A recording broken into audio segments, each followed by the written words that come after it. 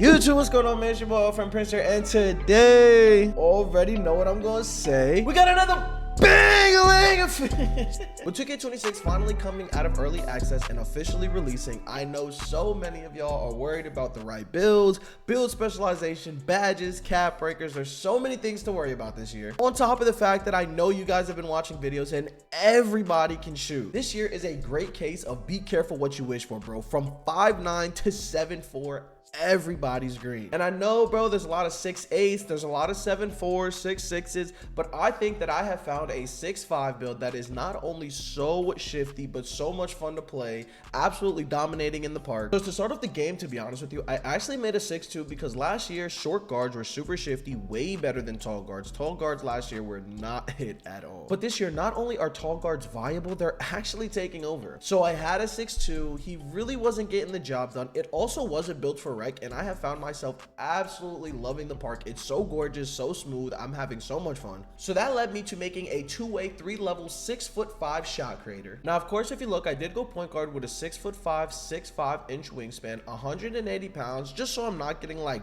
bullied and stuff like that. But I promise you, this year, tall, short, it doesn't matter. Every single build can dribble. You just have to make sure that you have the right attributes and you have the right Sigs. Moving on to the finishing section, like I said, this is a park build, so I don't have too much driving layup on the build, which if you've watched my channel for a bit, you know that I do love the layup. But this year, bro, shooting is just so overpowered, especially in the park, that I just feel like having a high layup is not it. We do actually have an 89 driving dunk and a 40 standing dunk, which if you know anything about the dunking this year, it is absolutely insane. I am still kind of having a little bit of trouble meter dunking. I don't know why I'm having so much trouble meter dunking. I just, every single time that I pull down on the stick, it does not activate for a meter dunk. I'm gonna have to keep labbing that up, but an 89 driving dunk is pretty fire. Next up, we have our shooting categories. Now, I do have to put a little bit of a caution tape, a little bit of a warning on this section, because my build is a bit different than what I'm going to recommend for you. First up, we have an 85 mid-range, which is cool. 85 mid-range is fine. Last year, you needed an 85 mid-range to hit the pure green window, but this year you don't need that. So put your mid-range on really whatever it is that you want. Not on this specific build, but in general. Now, if you look, I have a 95 3-ball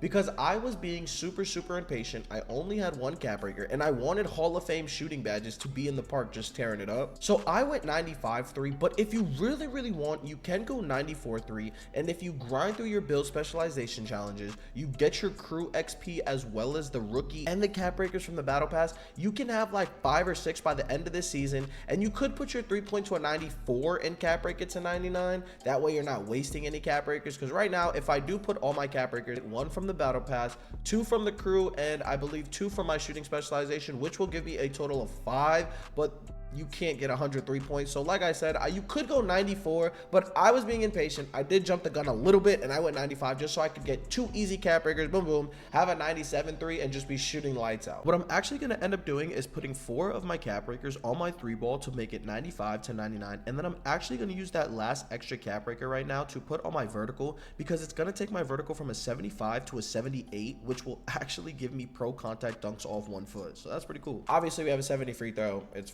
park. Moving on to our playmaking, we do have a 71 pass accuracy. This year, I feel like pass accuracy is getting the job done. I haven't even upgraded it. I think it's like at a 40, and I'm still getting the job done. So I don't think pass accuracy is as crazy this year, especially with the ability to double tap circle and you will pass the ball around your opponent. That's super useful. I do have an 85 ball handle. I'll give you the exact Sigs that I have on and why I put an 85 ball handle, because it was the required ball handle for those Sigs. But yeah, I feel like this year, like last year, if you had anything under a 95 on a guard, you were not dribbling the way you're dribbling this year. Every single build from 7'4" with a 75-70 ball handle to a 95 ball handle on a 6'2" is viable. It's so crazy. They really did make the game feel super arcadey, and there's no real hitch if you know what you're doing and you know how to dribble. So I think it's a lot of fun.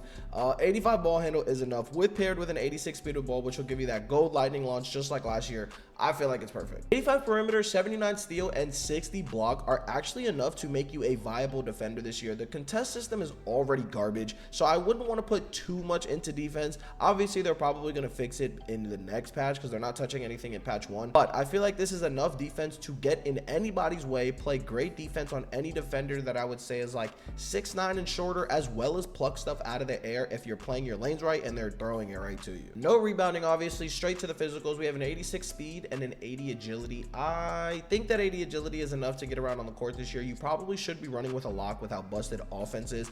Everybody is an OP offender, so you really do need an OP defender to just cancel them out, to be honest. And even then, bro, it's super difficult. Offensive players are always going to get their buckets. All you can really do is slow them down. 75 vertical to go with the 89 driving dunk to absolutely get the job done in the paint. So these are my animations. If you do want to copy them, feel free. I am going to be dropping a 200 IQ dribble tutorial soon, so make sure that you stay tuned for that for 6'2", 6'5", and 6'8", which is going to be a lot of fun. But these are the moves that I'm using right now.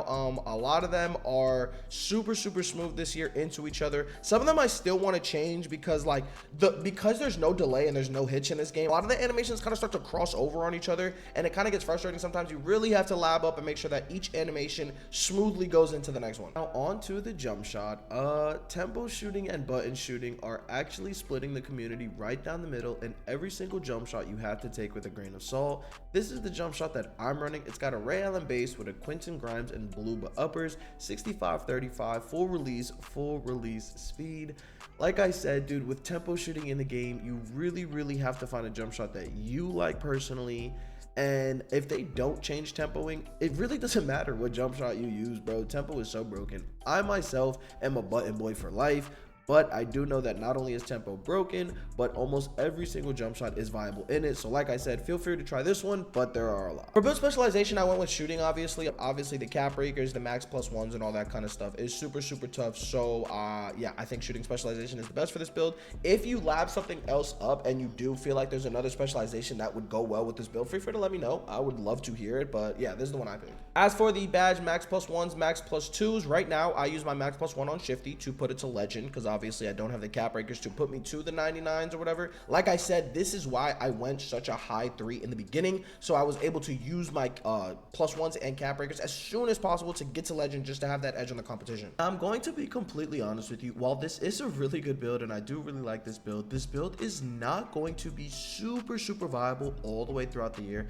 just because this build kind of centers on getting your cap breakers early, getting your legend badges early, and really taking advantage of the fact that defense is super weak right now, and a lot of contest just doesn't really exist. Once you get all your cap breakers, I really don't suggest going the shooting specialization on this build, because you will have so many extra cap breakers. You can just go 99 3 ball and then use your cap breakers on your physicals or on whatever else that you want your ball handling to maybe make the build a little bit better.